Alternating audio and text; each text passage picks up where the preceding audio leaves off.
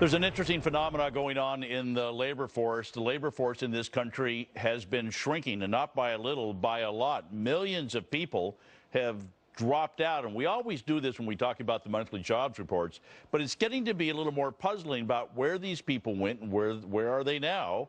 And we're finding out that a lot of these jobs are women dropping out of the workforce. So what's going on, and why are women dropping out of the workforce? Where are they? Where do they go? Joining us now is Lindsay Piegza, who is the economist with FTN Financial and founder of SpikeTheWaterCooler.com, Marjorie Clifton.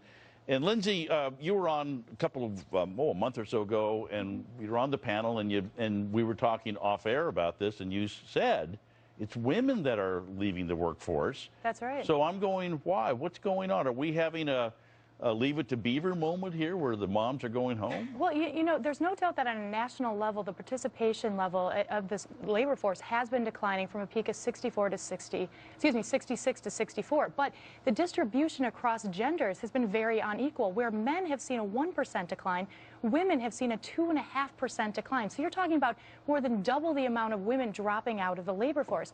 Now, roughly speaking, a 1% decline translates into 1.5 million workers. So we're talking about over 3 million women working age that are no longer in the labor force. And this is over what period of time? From from August 2009 to current. Just the last few years. That's correct. All right, Marjorie, the other thing that's puzzling me about all of this is the fact that everything I pick up over the last few years has been more women are going to college than men. More women are getting professional degrees, doctors, lawyers, engineers. So you're getting this this change in the college demographics, and they're coming out, these highly educated women. Who is it that's going home? Because if they're getting more degrees and more education, why are they leaving? Well, there's a couple things going on. In terms of the economy right now, where you're seeing the biggest cuts are actually in federal and state level jobs. And historically, those are teachers, those are people who work in government. And why do women take those jobs? Well, first of all, they have better benefits than a lot of the corporate jobs do in terms of maternity leave and family-friendly policies. And when those cuts are being made at a federal and state level, those are the first people out of the workforce. So that's where you're seeing a lot of the exit numbers happening. But I think what has happened and why this is a great conversation for us to be having is there needs to be a shift in terms of the cultural and professional understanding and value of parenthood and work-life balance. And now we're seeing this needed for both men and women because men are increasingly becoming the caregivers. But what a lot of women are dealing with is how affordable is it even to go to work, because the cost of childcare is so high, especially if you have more than one child. It becomes very difficult for a woman to actually go to work and be able to afford to, have it make economic sense at home. Yeah, but this conversation's been going on since I was a young man about young women that I knew, and they were right. Young, so they weren't making a lot of money yet. Sure. And they were looking at whatever round of gas price increase it was back in those days.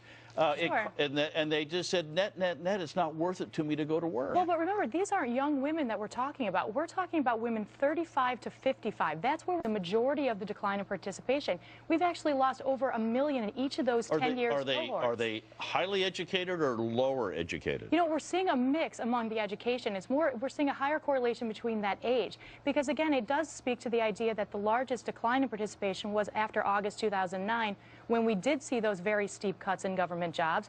Also, when you're seeing real wages less than 1%, again, going back to Marjorie's point, when you do the cost-benefit analysis of childcare, it is pushing a lot of women back to the home, so we're seeing that traditional level. But what's so interesting, again, is these are women with a significant number of potential income-earning years still left. So a lot of this talk that, forget about it, these people dropping out, we're near retirement age, that's simply not true. In fact, above 65, the participation rate is actually increasing. So again, it's these women. So this thing about the boomers and all that, because this shrinkage in the labor force has been going on for some time. It's just picking up steam all of a sudden. Sure. Right. But again, it's those women between 35 and 55. These women at the height of their working careers. Right, are they coming back when we get out of this recession? Gas prices go back down. Government layoffs stop the big numbers, I guess. What are they going to come back?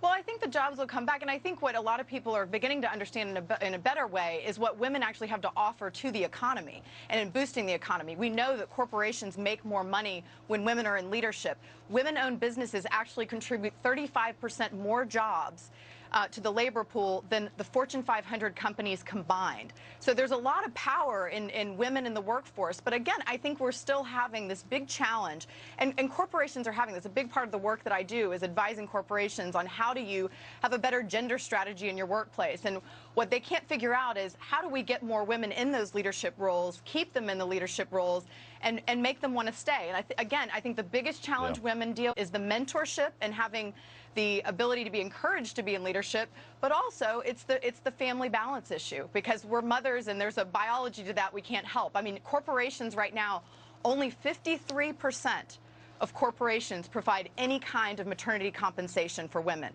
So what does that mean when you step out just to even have a child physically? Yeah, and that gets into why we always come up with these numbers about women make less than men. Sure. Even though there's so many women in the workforce for such a long time and in leadership roles is because of this different role. Sure.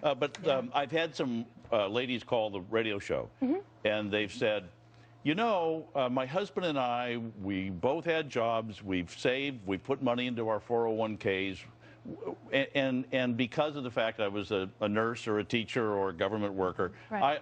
I was laid off. But I looked around, and the kids are raised, Yeah. and now I don't need, we said, you know what, we have enough money where we don't have to have both of us working anymore. Well, that certainly is the rare case, because right now when you're looking at the average American household, there's very little savings left in their bank account. There's very little to borrow against in terms of the 401k. Their home is worth half of what it was a few years ago. So I'm not talking to they're certainly in a very good position, but if that's the case, then we won't see these women come back into the labor force, which certainly will make the numbers look a lot better. Because remember, if you have a re-entry of over 3 million women, you're talking about an unemployment rate back up over 10%. Well, the sociologists are going to have a ball with this. They're going to be trying to figure out, are we going back to Leave It to Beaver days? So I've got to leave it there, but I could do this forever. Lindsay Pieggs and Marjorie Clifton, both of you, thank you very, very much. Thank you. Thank you. Coming up, the Postal Union